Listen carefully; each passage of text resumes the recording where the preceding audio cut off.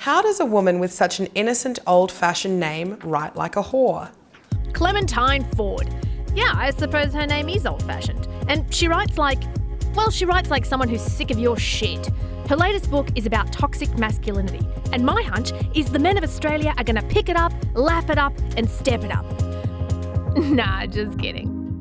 You are the most annoying feminist slut to have ever walked the earth. You'd think someone that fat would have decent tits. It's really a shame that a man wasted sperm on a low-life cunt like you. Please sit on a butcher's knife so that you may never be able to reproduce. Fuck off and die. You are a no-good slut, and I will keep my eye out for you just to prove you will gibber less with a cock in your mouth, so you had better hope I do not find you. Unless you want a cock in your mouth, which you probably do, then that will probably be something for you to look forward to. So do you want me to read the 12-inch vibrator one?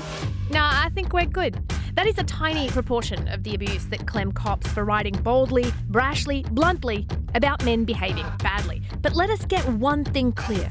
This is not a book about how men are shit. This is a book about how the world that we live in enables men to do deeply shitty things. Why write it?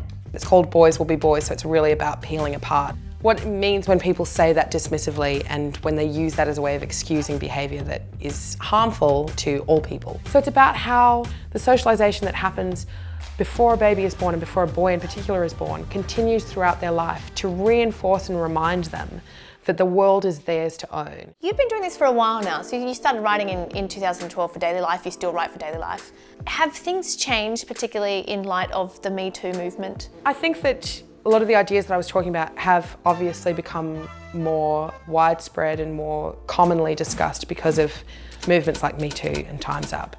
But I don't think that we should make the mistake of thinking that the MeToo movement means an end to all of this. I mean, look at Louis C.K.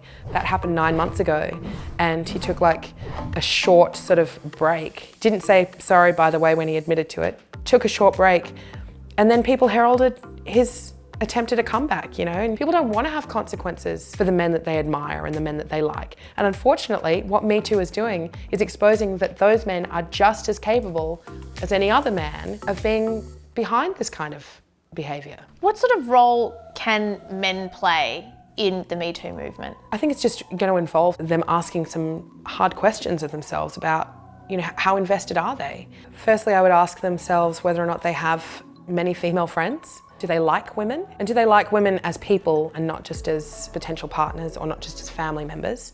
Do they disagree with women differently to the way that they disagree with men? Think about their past sexual interactions and really seriously ask themselves if they can say that they were all good. They should think about how they treat women over a certain age in their life. Do they seek out books that are written by women? Do they watch movies that have women featuring as protagonists? That's not all going to fix the problem, but I think just looking at asking themselves questions about where they position women in relation to them. What we want to do is challenge the unconscious biases that we do have, and sometimes that means trying to figure out if they exist at all in the first place.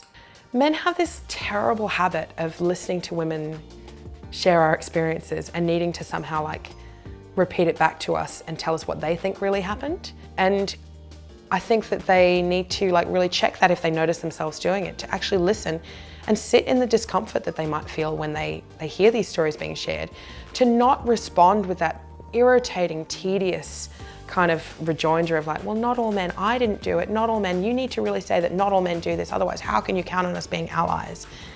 If it's not about you, if you really feel like you're not responsible for it, then don't make it about you. Mummy hug? Mummy hug? Yes, I'll give you a hug. You have a son now.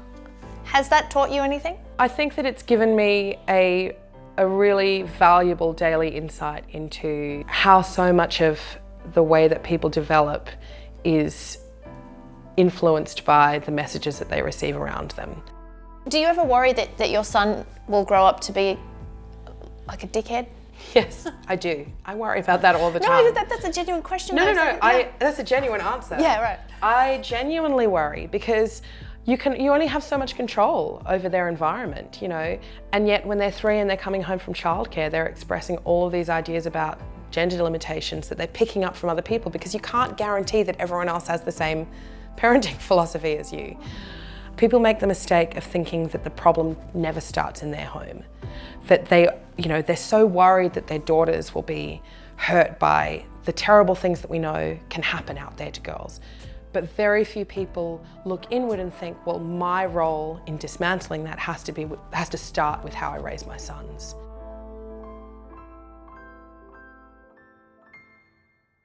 Okay, so this is just a little excerpt from the epilogue, which is a letter to my son. To my darling boy, I want this world to be different for you. I want you to have more choices about the kind of boy you want to be.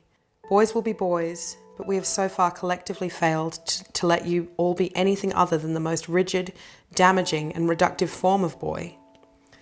What if we try to do things differently? I will not be the one who hands you the knife and shows you how to carve out the parts of yourself that don't fit. To the sons of my friends, to my nephews, to the boys who want butterflies painted on their cheeks, the boys who twirl in dresses, and the boys who always pick the sparkly shoes. We can do this together. Are you ready? Love, Mummy.